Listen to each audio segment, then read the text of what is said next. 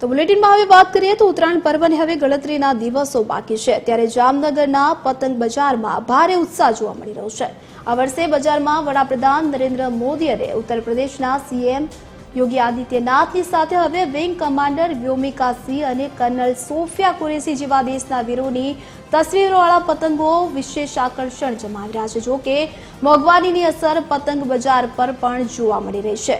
વાંસ, કાગળ અને પ્લાસ્ટિક જેવા રો મટીરીયલ તેમજ મજૂરીના ભાવ વધારાને કારણે પતંગોની કિંમતમાં 30% જેટલો તોતિંગ વધારો થયો છે। ગત વર્ષે જે 5 પતંગ 10 રૂપિયામાં મળતા હતા હવે તેનો ભાવ 20 રૂપિયા થયો છે। તો માંજામાં પણ 10 થી 20% વધારો નોંધાયો છે કે જેમાં 400 થી 1000 રૂપિયા સુધીની વેરાયટી ઉપલબ્ધ છે।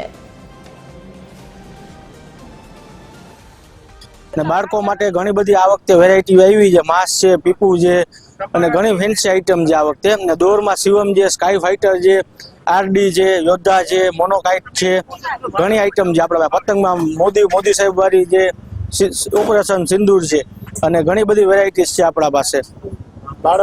અને આ વખતે ભાવમાં પણ 30 થી 40% વધારે છે। બાળકો માટે ઘણી આઈટમ છે આ વખતે। નાની ફીરકી છે, પીપુડા, ઘણી વેરાયટીઝ છે આપણા પાસે।